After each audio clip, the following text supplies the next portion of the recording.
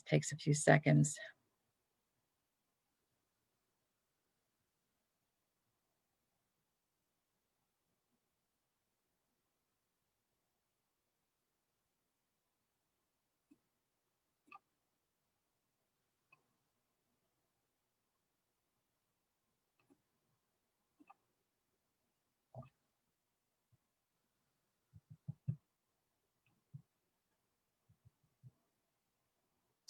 Okay, I think we are, let's see. Okay, I think we are live. All right, everybody. I hope you guys can see me and I hope everybody can hear me. I'm just going to scoot down here and look for the comments, make sure I can see everybody. Click to expand.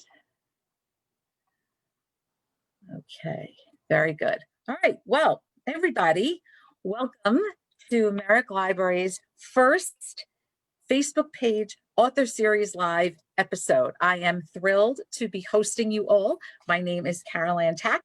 I am thrilled. I am the grateful host of this new event, this new series that we are launching. I am coming from an undisclosed location, the Merrick Library studio, but that's all I'll say about that. You can see that James Wade is already here. James, give a shout out. Hello, hello. Okay. I am so thrilled that he is here joining me as my very first guest. I see some more people are joining us. There's about 10 people right now. So I'm just going to keep chatting away until we get more people on. But for those of you who are new to all of us, I just want to say thank you. I want to say thank you to all of the Merrick patrons and everybody who's viewing us right now, because with all of the options that you guys have right now to view lots of things on TV, lots of things that you're choosing to spend the next half hour or maybe more with debut author James Wade and I on Merrick Library's series. And I can't tell you how much I appreciate that. So thank you for doing that. I want to welcome all of Merrick Library patrons. I miss you. I love seeing you guys when you come in. You're awesome. Also to the happy half hour viewers who I spent a lot of time with over the summer. So that's a good thing. I'm glad to see a lot of you here already. And all our viewers near and far. Plus, I need to give a special shout out to all our viewers from the state of Texas. So hello, Texas. And I must tell you that I will apologize in advance because I do have a Brooklyn accent. I am from New York. I am from Brooklyn, New York. So that accent will make an appearance at some point. It may have already done that. I don't know. But so welcome to my Brooklyn accent. I apologize in advance if it's a little hard to listen to me with my twang. So I appreciate it. But I do want to say I have to welcome James Wade to tonight's episode. This guy is amazing. His book is amazing. He hails from the state of Texas, and his debut fiction book is called All Things Left Wild. Now, I know you're thinking, Carolyn, why don't you actually have the book to show people who are viewing? We're up to however many people right now. You don't have the book. Why don't I have the book? Well, because there are no more copies in the library. So I don't actually have the book to show you, but this glorious cover is right here. This is what it looks like. So when you place your hold or you finally get the book in your hot little hands, go to your independent bookstore, you can get it there. This is what it is, and it is a must read for 2020. You can also access the book from Overdrive, which is Libby, and you can read the book that way. James Wade was kind enough to join me. Yes, I have props on episode 42 of Top Shelf at Merrick Library podcast. So that was an amazing interview. It's got over 100 downloads already, which I don't know what to say about that. Everyone has caught onto the James Wade train. So you want to get on that sooner or later. So episode 42 features an in-depth discussion about his amazing debut novel. And then as we go on in our live chat, we're going to talk about some horror movies and all these horror books and all these other things. But viewers, I'm going to stop talking because you don't want to hear me talk. And welcome, Texans. I'm so glad to host you. I'm so glad to host your favorite author, James Wade. Viewers, it's my pleasure to introduce you all to the amazing James Wade. James, thank you so much for joining us on the Facebook Live author series. Well, hey, that was a phenomenal introduction. I mean, please go on. But no, I think that may be the first time in history that Texans have been apologized to for someone else's twang. Oh, no. Like, we're the ones that are supposed to apologize. No, thank you for having me. Thank you for letting me be the test dummy for y'all's first go round here. I hope we don't scare everybody off, even though it is Halloween. I'm thrilled to talk to you. I loved our chat this summer, and was hoping that we would find some way to get back together before next summer. And so when this opportunity came up, of course, I jumped at it. And man, I'm so happy to be here. It's a thrill to have you. As a writer friend once said to me, probably on episode 42, that I'm as happy as a seagull with a French fry. Yeah, that's another thing we do in Texas. We have we have the sayings, but yeah, I'll try to pull some out tonight as we go along. Oh my gosh, we're all here for it. Everybody in America, probably everybody else across wherever they're watching, will be here for that. I want to have you tell readers about All Things Left Wild, and then I'll sort of come in with my love for the book, because there's so much here for everybody, because the book is not just one genre or another genre, and that's what I think connected to me. And that's why we had such a good interview, because we talked about so many things. It's philosophical, it's spiritual, but it's also wrapped around this historical fiction Western. So why don't you share with the readers a little bit about what's going on in this fabulous debut? Yes, ma'am. It's certainly a Western, and it's certainly literary, but I didn't really set out for it to be either one of those things. I've told this story a few times. It sounds scripted, but it's not. Yeah, my wife and I had given up our day jobs here in Austin, Texas, and hit the road in an RV, a little 144 square foot camper, and basically traveled the country for a couple of years. And during our travels, we were out in the desert outside of Carlsbad, New Mexico, and I had gone on a little hike and was looking around, and coming from Austin, where it's people and traffic and everything everywhere, I was just kind of blown away by how quiet and untouched everything looked and everything was. And I started thinking, I started feeling guilty kind of about being there in that spot. I looked down, I saw a boot print that I had left, and it seemed like I'd sullied like this sacred place, right, with my boot print, and I got a little bummed about that. But then this massive windstorm came up, and I literally watched my boot print be blown away, and it kind of dawned on me that I was being a little naive. Like, BLM land, of course, other people had been on it. From Native Americans to Spanish conquistadors, oilmen, cattlemen. And I'm pretty sure that not all that far away there were oil rigs out there at the time. So it really, it wasn't like I'd stumbled into some nether region of the world that had never been touched. But then the next thought I had after the relief of like, oh, I didn't mess this place up, was I wonder how many other people's boot prints had been blown away. How many stories had happened in this place that had not been told, that we didn't know about. And so that's kind of where the idea for All Things Left Wild came from. And I went straight back to the camper and just wrote a couple of paragraphs about two brothers that were caught in a dust storm. And as I was writing, I was like, well, I guess they're on the run from something. And so I kind of had to build it out from there. And what it turned out to be was two brothers, Caleb and Shelby Bentley, are on the run from Randall Dawson after accidentally murdering Randall's only son during a botched robbery. And what I wanted to do was basically the whole novel be kind of a chase scene, right? As a lot of the movies, now are kind of going with that direction where it's one long take, or certainly a lot of shorter takes that are kind of woven together to look like one long take. And so that's kind of the idea I had with the novel, was these guys are going to be on the run. the alternating chapters with the Bentley brothers going out in front, and then Randall kind of on their trail.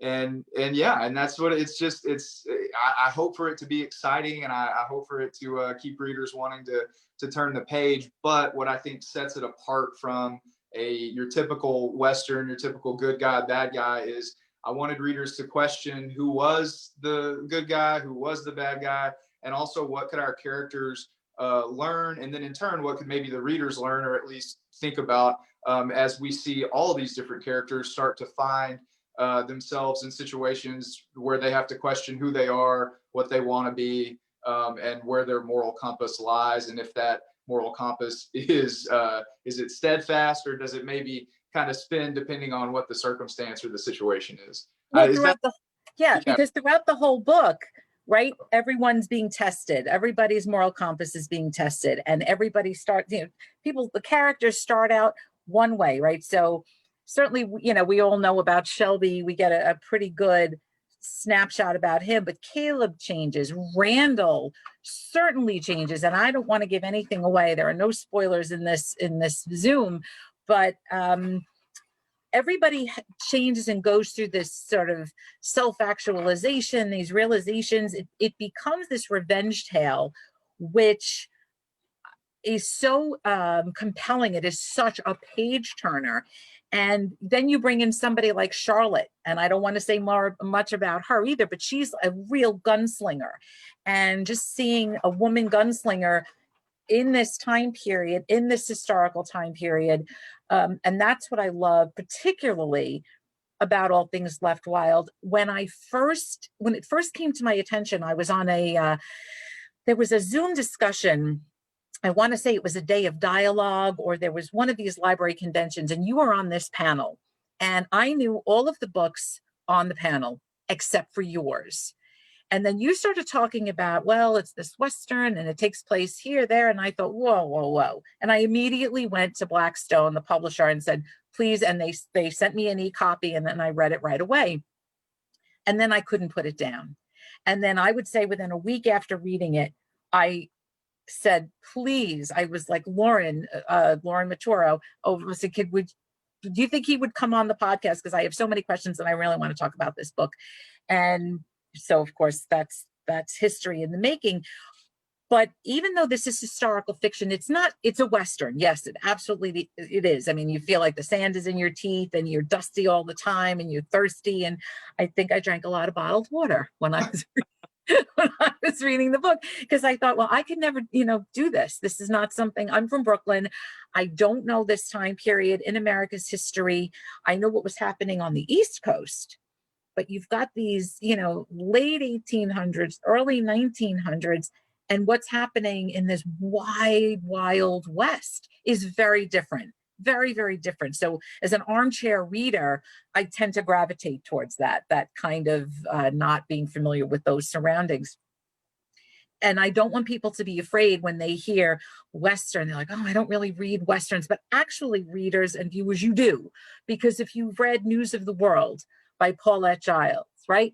If you read Simon the Fiddler, which is her follow-up to that book, or sort of a side story to what's happening, yes, that is considered historical fiction Western. And I don't want to lecture the viewers, but writer, what's by that? the way. Another great Texas writer, Miss Paulette. Yeah. Yeah, I mean, amazing, amazing. And then I think of The Witch Way Tree by Elizabeth Crook, which is also this revenge tale, takes place around the same time. I feel like along these roads, people are just passing each other, galloping by. I mean, that's how I feel. I'm like the bystander, just with the binoculars, just watching everybody go by me. And The Sisters Brothers by Patrick Dewitt is another one of those type of stories. So don't be afraid of the Western, because this is so much more than that. And what made you choose that time period? I know you said at the beginning, you were looking down at your boots and how the wind was just sort of brushing away all the paths that you have taken. Were you compelled to write in that time period? Yeah, it was interesting because I knew I wanted to write in the past. I feel like cell phones just ruin everything. You know, have a lot with a somebody just calls and then that's the end of it. All the miscommunication is just over. But but no, I knew I wanted to write in the past, and I thought I wanted a place that had kind of been left behind. In this case, left wild, while the rest of the world had kind of moved on. And there is a specific time period that's kind of around 1910 to maybe the beginning of World War One, where this part of the country, Arizona is not a state yet, New Mexico is not a state yet, Texas is a state, but in the Southwest you have very little by way of transportation or law enforcement or a means to enforce the law. And in a lot of these towns, the local law enforcement would be basically all that there is. These are kind of these communities that are impoverished. They're in places that, at least at the time, we don't know that they have a wealth of natural resources. And so they're just kind of not necessarily forgotten by their government, but just kind of put on the back burner. And so while if I were to say 1910 New York City, my gosh, yes, we've got cars zooming up and down the roads and railways and the electric light and, all this stuff. But in the Southwest, it was just still so remote and so cut off from the rest of the world. And what's interesting is that even though obviously we're light years ahead of that, 100 years later, right. there does still exist those chasms, maybe not between the electric light, or having a car, but certainly those chasms of how you get information, if you have good internet, like those kind of things. And so that plays a huge part. The time period itself is almost like a character in that there is no help, from the government to chase a couple of outlaws, right? They're not going to send, federal agents down there or anything like that. And so as the brothers kind of cross through state lines and a little bit, into across the border into Mexico, each time that they kind of go through the turnstile, there's somebody else's problem, right? And you see that in the book with some of the law officers going, yeah, that's not really my problem. Yeah, they came through here, but what do I need to do about it? And so that kind of apathy and that disconnect was really important in order to keep everything flowing and just keep us going across that landscape. And so that's one of the reasons that I picked that time period. Also, I don't know, there's some weird nostalgia, and I don't know why, because if the same as you, look, I grew up in the woods and outdoors and all that stuff, but yeah, you drop me in 1910 with a horse in the middle of the desert, and I'm not making it either. No, I don't think so. This romanticism, to that, and to kind of the trials and tribulations that just come from the time period and the setting, and have nothing to do with what, necessarily the conflict between the characters, right? There's just conflict between the characters and the landscape, the characters and the time period, and I just think that's fascinating, because so few of us ever have to face that, how am I going to survive today? Like, how will I get my basic, food and water and things like that? Yeah, it would not happen. My husband likes to watch the Alaskan survival shows. And I mean, sometimes I just break out into sweat. I'm like, I can't live like that. I can't do that. I'm not going to be able to, so everybody out there knows I am a city girl, and there is no way I would be able to do that. But having said that, I can't stop reading those types of things. And again, I go to Miss Paulette Giles, and I go to Elizabeth Crook and Patrick Dewitt, and certainly Cormac McCarthy, Larry McMurtry, but I've always loved those things. They're educational without being lectured to. And that's what I think your book does. It sort of puts you in a time and a place, explains what's going on, and explains the lack of law and order. It explains, basically, if I may use that quote, the Wild West. That's what it does for me. And what I also think, that I know we talked about this on the podcast, episode 42. One of the things we talked about was, we all think our story, what we're going through, is just like the most intense thing that we could ever focus on. And there's a chapter in the book where a huge event has just taken place. It's huge. Something has happened. And I don't want to tell anybody what happens. But these sort of marshals come in, or these law and order types come in, and they're surveying the scene and what just happened. And this is just sort of like, they kind of gallop up there, and to them, it is no big deal. But to the reader, we want to shake these guys and say, do you know what happened? What you do to the reader is you pull us back and say, look, this is what it is. It really doesn't matter that much. Of course, to the reader now, we've just, you've pulled us along. But I'm trying to figure out how you got that chapter in there to give us this bird's eye perspective. It's the only other way I can think to put it. It changed the book for me even more. And I'm curious where that chapter comes from. Like, how did you get that in there? What made you think of that? That was like the only thing that I told my editors at Blackstone that I was going to fight to keep in, because it does seem a little out of place, but that's, of course, as you said, that's intentional, and you really hit the nail on the head. The goal in doing that is, and this isn't a spoiler, it's a Western, there's a shootout, right? Yes. So there's a big shootout in the chapter beforehand. rather than have all the violence take place on the page, I have it take place off the page, and then we have these Texas Rangers who come in and are essentially surveying the aftermath, and they are talking a little casually, a little flippantly about these things. And the real goal there, it was almost like a call for empathy or sympathy from folks, by forcing the reader out of that, just kind of take a step back from the page and go, okay, I was very invested in this story. But if I take a step back with these new characters, they're not invested in the story, even though they are called out to kind of see what's going on. And I think it's just what I wanted it to be, was a reminder to folks, not just in the fictional world that I created, but in real life, that we oftentimes don't care about things until they happen to us, right? And Right. we Yeah. care. And so it's kind of this call to empathy from folks. In fact, my wife and I were talking about that today. We had spent some time here in the Texas legislature years ago working for different representatives, and there was a particular representative, not the ones that we worked for, who had voted on a bill that so this representative was all about limiting government overreach, right? That was this person's credo. Right. And Right.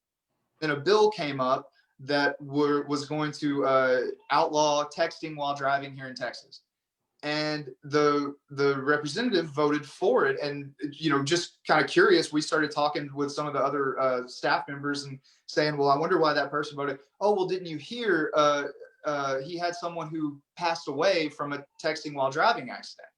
And so that person was very against the government stepping in and doing anything until there was something that directly affected him.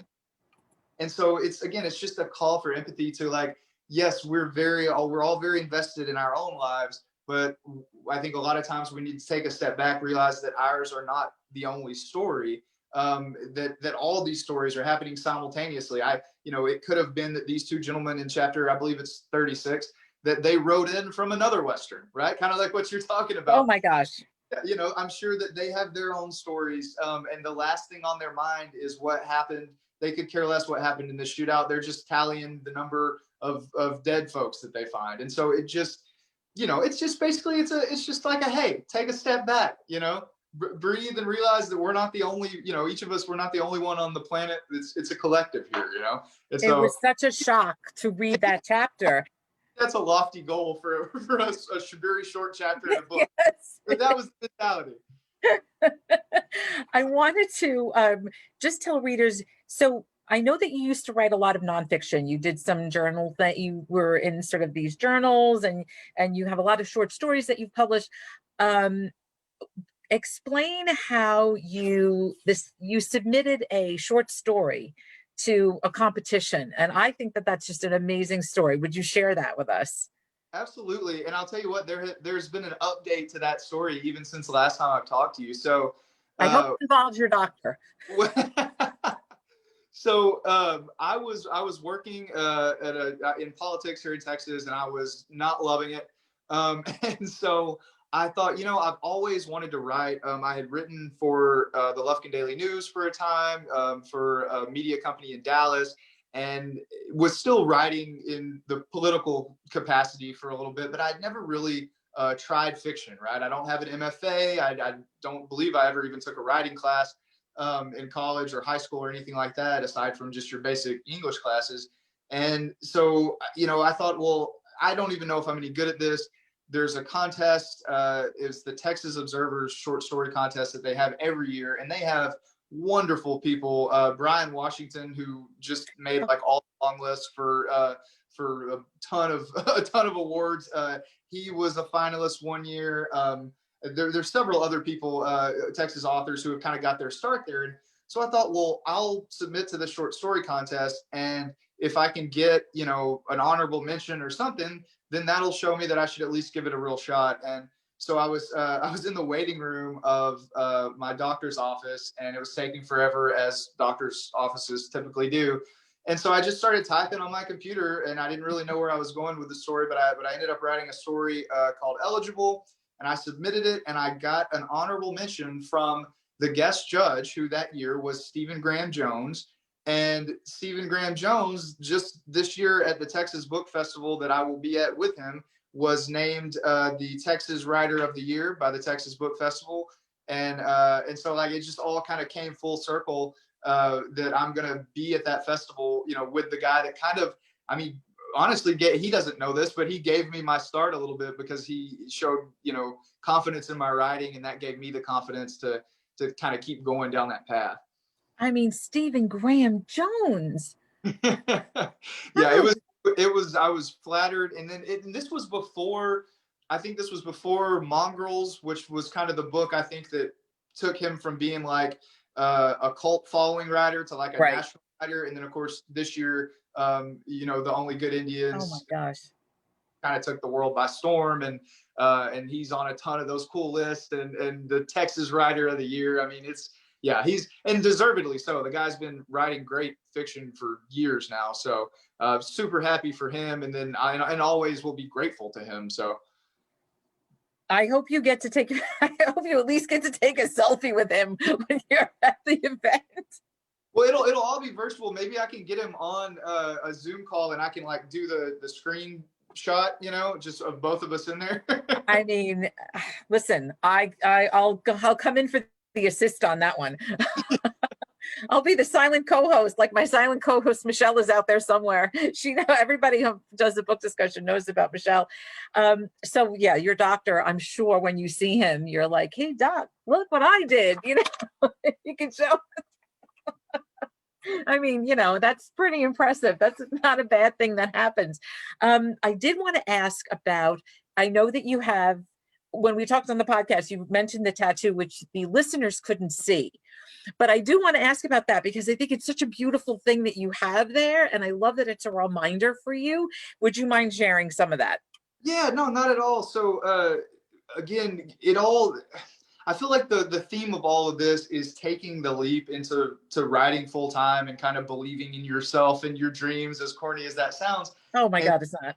And so as I was beginning my career, I had done well in a few contests after the Texas Observer. I won the Writers League of Texas manuscript contest, which allowed me to talk to some agents, which one of those, Mark Gottlieb, went on to be my agent. But, you know, I was doing all this stuff, but I still kind of only had one foot in and had not really committed to really learning the craft of writing. Because again, you know, I didn't realize how far behind I was in terms of these folks that had spent years of their education studying the craft of fiction.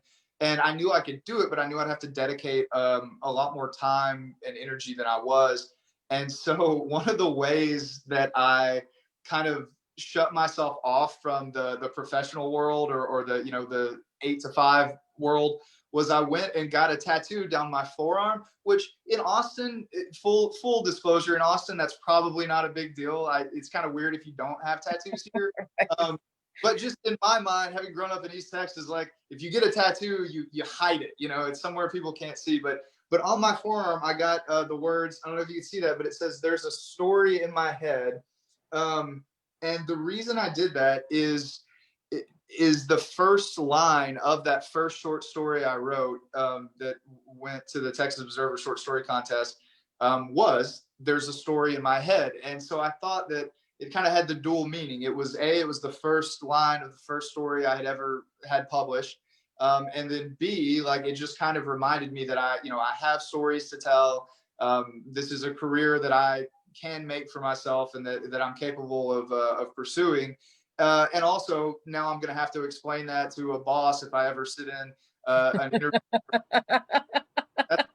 So I better make the writing career work out. So it was just kind of it was kind of a kick in the butt to get out there and take this thing as serious as I could.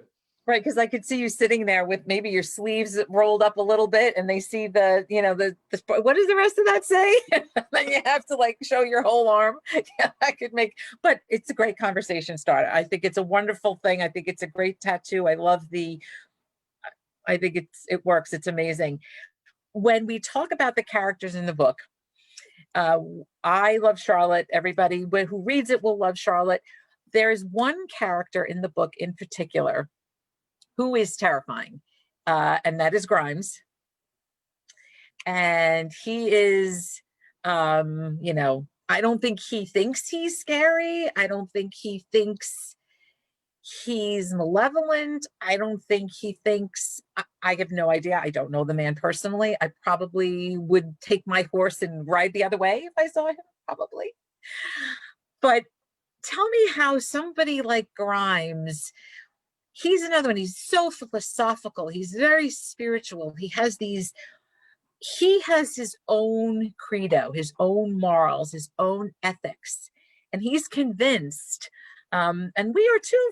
For we go along with kind of, oh yeah, I could see that, and then of course things change, and we're like, yeah, well maybe not. But how does Grimes?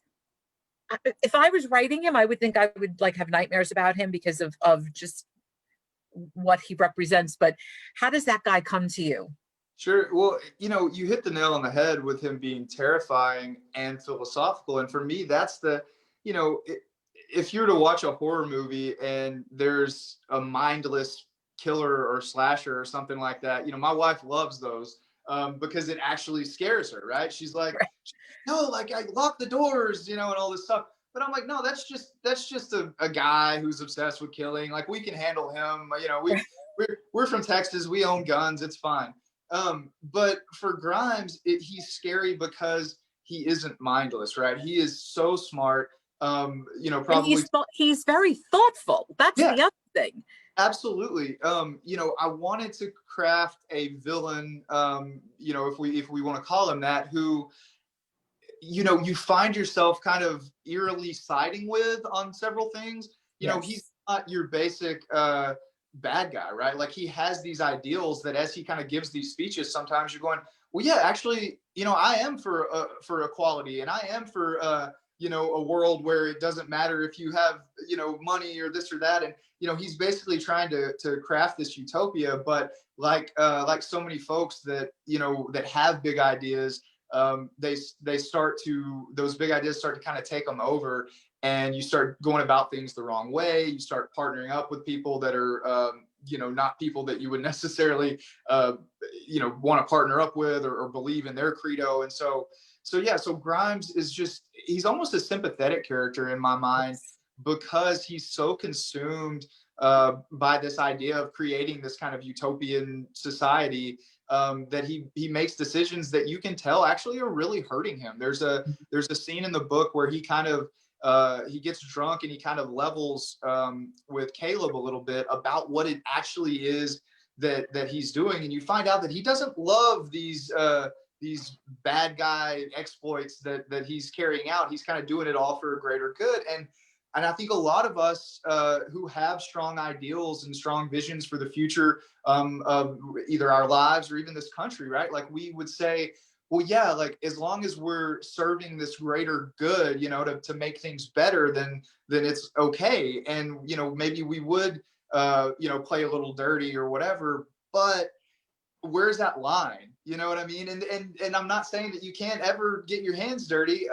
And I don't know where the line is. And that's kind of the whole point. I think I ask a lot more questions in the book than I provide answers, but that's the point, because I don't want to tell readers what they think. I just want them to question these things. How far would you go for something that you really truly believe in, not just for yourself, but for the folks around you? And you see Caleb, our main character, he kind of knows this is off, but he's also kind of a little seduced by it, right? Yes. Especially, and that just goes to show, kind of this cult-like phenomenon. No matter how many documentaries Netflix rolls out about this cult or that cult. It's always fascinating to me that people can get swept into these things without going, no, this is absolutely batshit. I don't know if I could say that. Anyway, we're on a 10-second delay, right? Yeah, you're fine. Don't worry. But that's what Grimes is essentially a cult leader, and you have someone like Caleb who has portrayed throughout the book that he's a smart guy, but he has no direction, right? His only remaining family member, and thus his greatest influence, is Shelby, who's not exactly a stand-up guy, and Caleb's just longing for some sense of belonging, and that's how that happens, right? When you are looking for something that you've never had, when you're longing to be accepted, that's how folks like Grimes, who come in with ideas that could be construed as progressive or whatever, that's how they can kind of get you mixed up in that stuff, and then as we see in the book, all havoc can break out. And Grimes really represents stability. As much as you think the reader kind of says, well, maybe this isn't such a stable, but he's so young. Right. He's 16, and this is kind of a father figure for him, but he's looking for this safe space and this stability, even though it's really not as, he comes to find out different things about that whole situation. But that Grimes character is just so compelling. And by thoughtful, I don't mean like he leaves, little chocolate mints on everybody's pillow, meaning he's just very, he's such a thinker, and he mulls, and he processes, and he really thinks about everything and how it will affect his group and how it will affect these people. And he knows the people in his group very, very well. And he can anticipate what they're going to do. And that just creates a whole other dimension of this, of the story. Go ahead. He makes Caleb feel special. Yes, he does provide, to your point, he provides this weird stability to where, and because we're seeing Grimes and all of his Lobos gang, if you want to call it that, through Caleb's eyes. And so what Caleb does in several of these chapters is he kind of marvels at the organization, the fact that they have doctors, the fact that some of these guys are, ex-lawyers, ex-military personnel. It's not just what you think of with a stereotypical band of outlaws, Right. These guys are smart and they're sharp, and they have they have a process to everything, and it is like a big community, a big family. And I think that's kind of why I did it that way, is to prey on Caleb's vulnerability, which is that he doesn't have family and he doesn't have stability, and he desperately craves that. And so, of course, when Grimes kind of takes him under his wing, he really feels special, and he's not thinking that, well, he probably did that to half these guys just to get them in the group. And right. Once that happens, and then the leader of the cult backs away from you a little bit, it's not that you then leave the cult, it's that you try harder to win back their favor, and so it just it's really a no-win once Caleb crosses that threshold. And so I'm going to just read this book is so fraught with lines I underline, highlighted so many things in this book. And one of them became a Sunday sentence, which is a thing on Twitter, if anybody follows along on Twitter with the hashtag Sunday sentence. But one of the things, and I will stop talking about the book because I do want to talk about what's next for James. And then we do want to talk about some horror things, because we are talking about Grimes, who is, kind of like this horror character of the West. But one of the lines, and I'm going to read it because I don't want to get it wrong, so apologies to everybody for reading it. I'm not going to be able to memorize it because it's late. But so James gives us this line in the book, and it comes very early on. And I think that may have been when I kind of fell in love with the story. The line reads, "They gave what blessings they may, and hoped for one thing or another, and hoped for peace, and hoped for rain. If all the hopes of all the world were drowned in a great sea, still the dark sky would brighten." Okay, good night. I mean, that's a line, and still the dark sky would brighten. And I mean, I don't know where you get that, James. I don't know where you get that.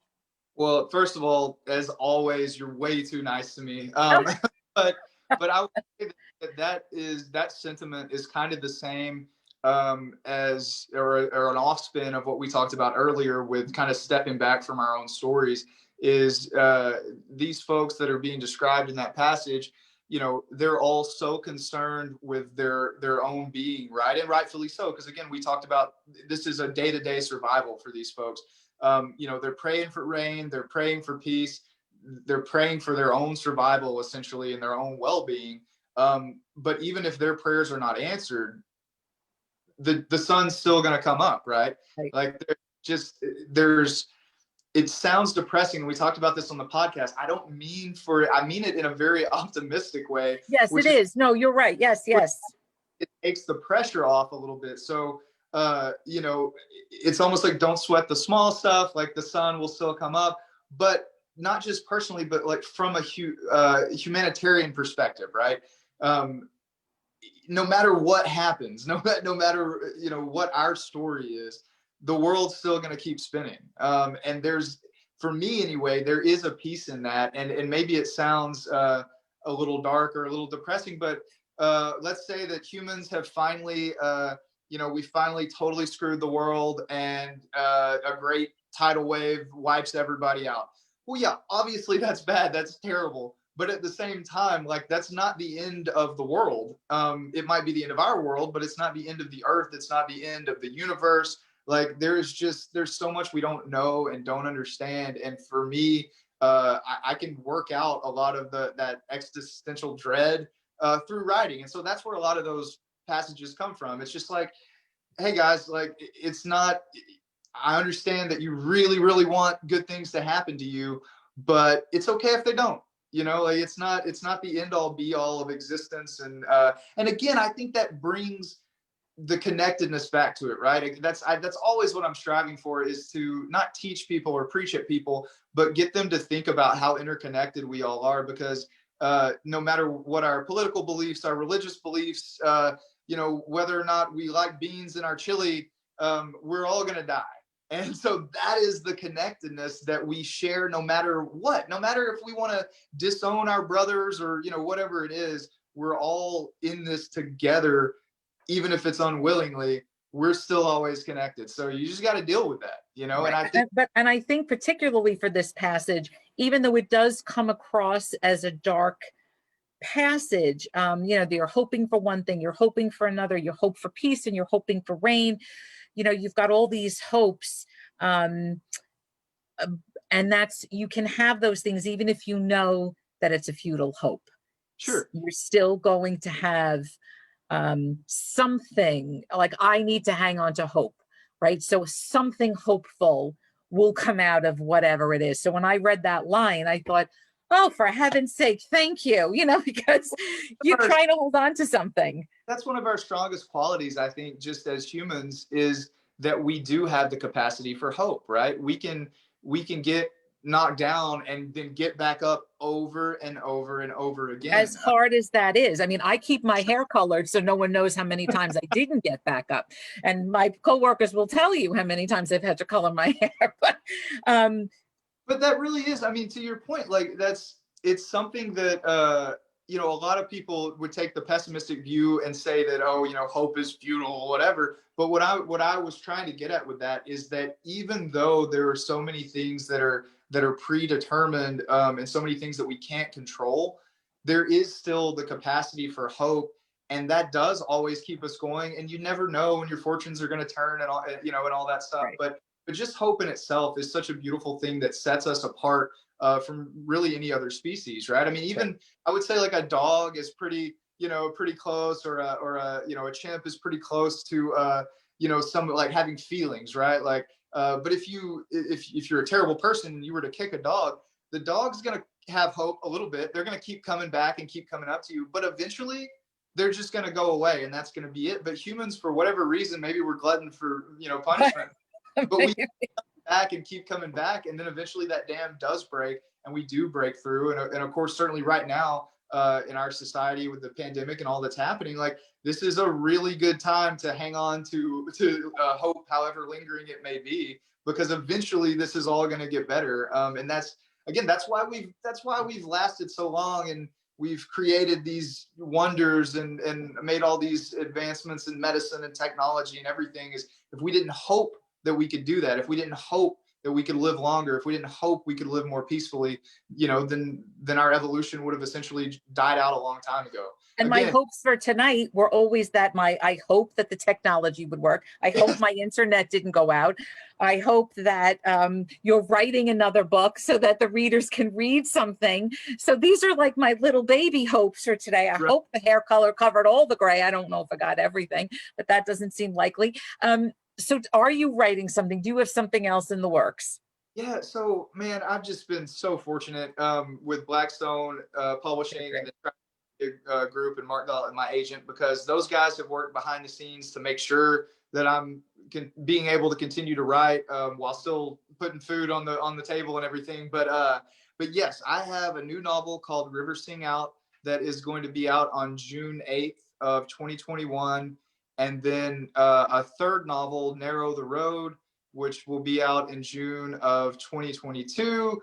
Wow. And then I don't want to speak too far out of school, but we have come to at least a preliminary agreement with Blackstone for an additional 5 novels.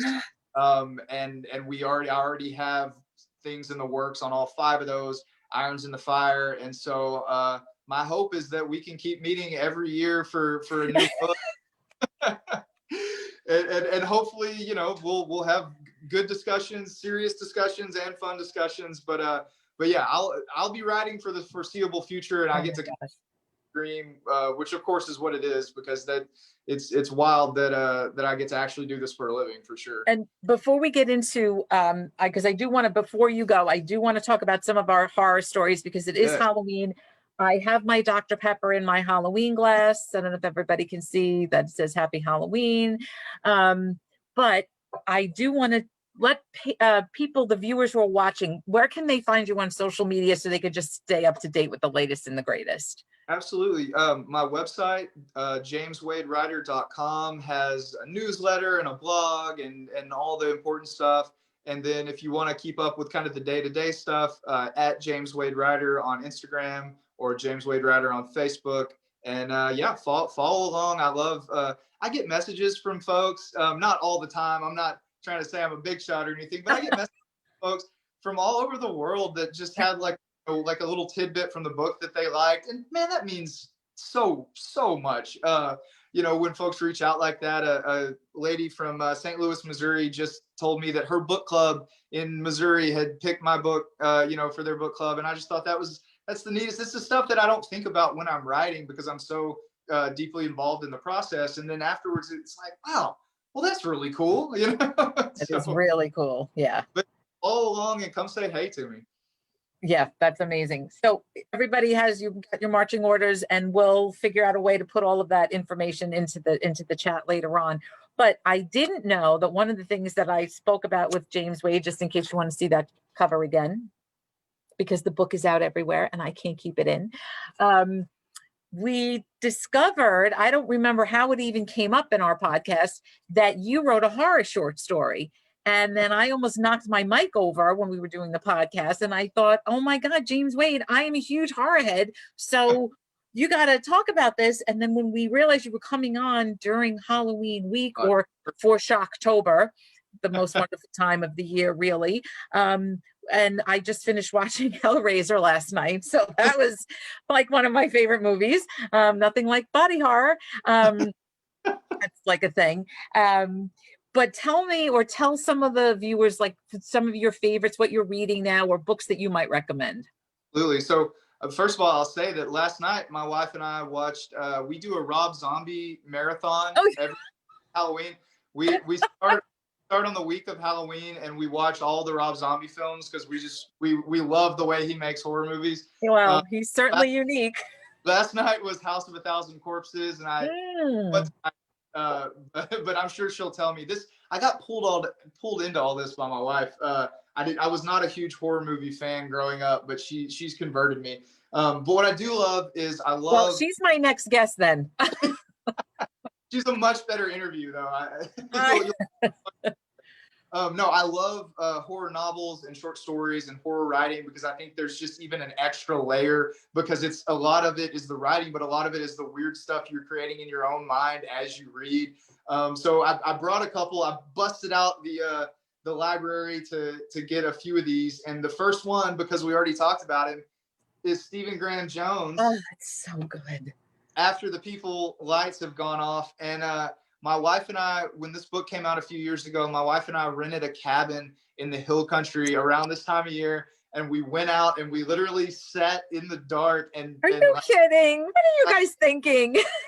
Other stories. And I could tell that my wife like knew what was going on because as soon as we got back inside this little creepy cabin in the middle of nowhere in total darkness, she was asleep in like 2 seconds, but she knows it's forever to get to sleep. So I'm just laying there in the dark and in the silence for, by myself, essentially. She's snoring, like having a great time. But it's a short story collection. It's called After the People Lights Have Gone Off.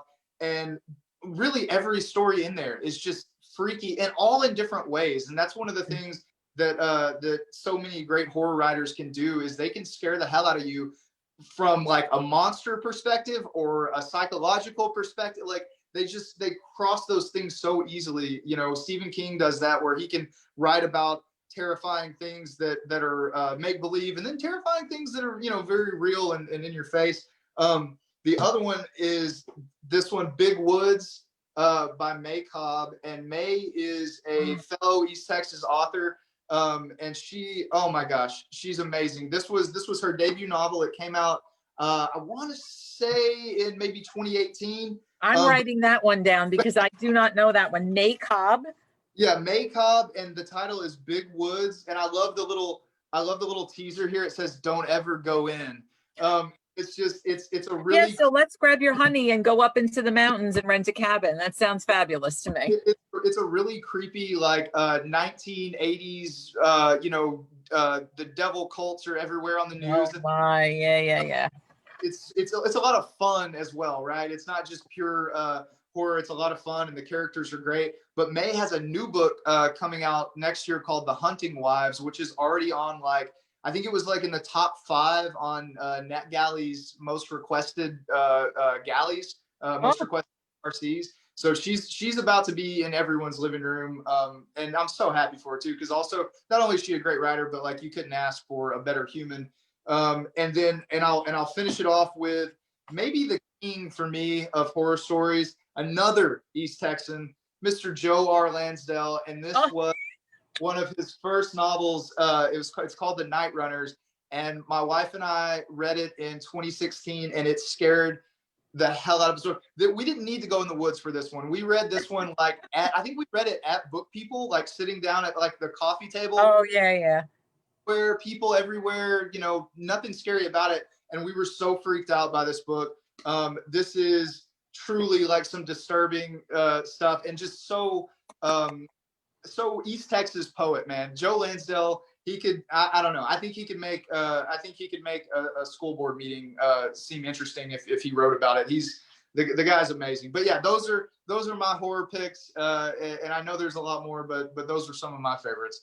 I love that. I do not know May Cobb. I am going to get to know May Cobb, and then I'm going to find her and get her on the podcast, because I have yet to. I think I've interviewed quite a few science fiction authors and a fantasy author, but I have not tackled a horror writer yet. So that will be next on my list. I want to just give a few shout outs to, and actually we do have the Stephen Graham Jones that you held up. We have that book in the library, so it's there for anyone who wants it. This book just came out and I don't have it. It's called Tiny Nightmares. This book will scare the pants off of you. It is, if you like small bites of horror, and I say that tongue in cheek, there's about 40 stories in here. They're only about 1,500 words each. And it just came out, and I read it as a galley, and I read one story before I got to sleep last night, and I couldn't go to sleep. Are there multiple authors? Yes, and actually, Samantha Hunt, Stephen Graham Jones is also in here.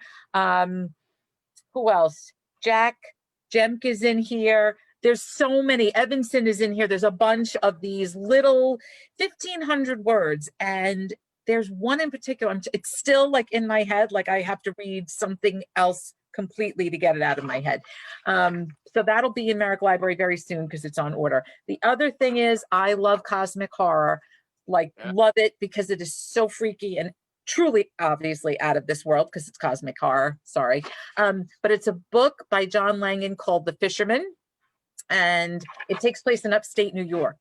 And it is it's set on the fictitious Dutchman's Creek, but is it a fictitious creek? I don't know. The great thing about this book is that it is a story within a story within a story. So you go deeper and deeper, like the depths of the ocean in this creek. It just gets deeper and more involved. It's a whale of a tale. I know that sounds very trite and cute, but man, you will not know what hit you when you get to the third level. Okay. That sounds like a literary horror. I'm going to write It that is one. literary horror. Yes, it's just so beautifully done. And I will read everything that John Langan writes. And what I started doing is just buying people copies of The Fisherman. And not everyone is very appreciative, but that's okay. Okay, they don't have to be. Just give it a try. And then an author who is no longer with us, but she used to write a lot of Southern North Carolina, South Carolina. She wrote Sweetwater Creek. She wrote Outer Banks. The wonderful Anne River Siddons wrote a book called The House Next Door, which completely deviates from all of the things she has ever written. This is from, I want to say it was from 1978. So I won't tell you how old I was, but not that young. When I read this for the first time, and it is, The House Next Door is a traditional haunted house story, but it's not your traditional haunted house story. It's a story about a house that is a new build. And as it gets built, it gets more and more horrific. And things start happening to the neighbors and the people who buy the house, and it will stay with you. You'll read it in like 5 days, and then you will never want to move next door to an empty lot again. That's all I'm going to say about that. Okay. So you've got James Wade's picks, you've got my picks, and I will now encourage everyone to read May Cobb because that is a new author to me. And I'm just going to quickly look in the chat here and see somebody, everybody saying hello. Jordan Wade said tonight is Lords of Salem, so get ready. Hello, Jordan. Now I know what we're watching tonight, and that's one of my. That might be my. That's probably my second favorite Rob Zombie. I think his Halloween awesome. I do love Lords of Salem. We got to get Jordan on here. I mean, I think this has definitely got to happen for us. Next time she'll be your guest, right? We'll bring her with us. Jolene Jernigan was about your tattoo, said that that's such a cool story and an inspiration. And a lot of people love the tattoo story. And then there's a lot of people from Merrick patrons saying, hello, hi, James, welcome. And so that's all just. Y'all's Merrick folks are like, they're like the best, man. Like, that's so cool. It's so cool, all the stuff y'all do at the library and all the people that get involved. And man, I just love it. And thank you for bringing me into this and letting me be a part of it. And hopefully for years to come. And I don't care what we end up doing. We've got to meet, even if your career path, even if my career path, they diverge, we're going to meet back up you're going to go to the Merrick studio and sneak in if you need to. And we'll talk. I keep waiting for someone to pass by behind me at the window. And I'm thinking, wait, if that happens, I'm out. I am out. So if nobody has any questions, we've kept this man long enough and we need him to get back to Jordan and Violet. So anybody have any questions, throw them in the comments right away if you want. If not, you've got to get on the list, purchase your copy, get the e-copy of All Things Left Wild. And Jolene is saying, Jernigan is saying, haha, so scary, I guess, about Lords of Salem, which is just a crazy movie. That is a crazy, crazy movie. And also, I left Clive Barker off my list of authors, but he's, you got Stephen King, Peter Straub, I mean, but also Clive Barker does things that nobody else is doing. What was that? Oh, just absolutely. Clive Barker that's a twisted, these people are, I don't know. I leave the horror, I did some short stories, but I'm going to leave the horror writing to other people. It makes me I get too jumpy. Yeah.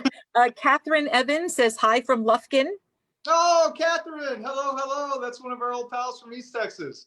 Oh, hey, hi, Catherine. Listen, I apologize for the Brooklyn accent. I hope you understood me okay. I never know because it's there and it's right in your face. Okay, I'm going to let James go back to his family. We've kept him long enough. I cannot thank you enough for being here. It was an absolute pleasure, both on the podcast and on this Facebook Live. Thank you for being our very first guest. Thank you to all the viewers for spending your hour. Gosh, I'm sorry. Your hour with us when you could have been doing a lot of other things, and instead you chose to be here. And I can't thank you guys enough for that. You're all awesome. I really appreciate it. I will talk with you soon. Happy Halloween. Wait, that's awesome. Look, I got my little Dr. Pepper in a glass. It's always a treat, Miss Carol. Thank you so much. All right, guys. I'm going to hold on here. Let's see. Oh, signing off is always tricky.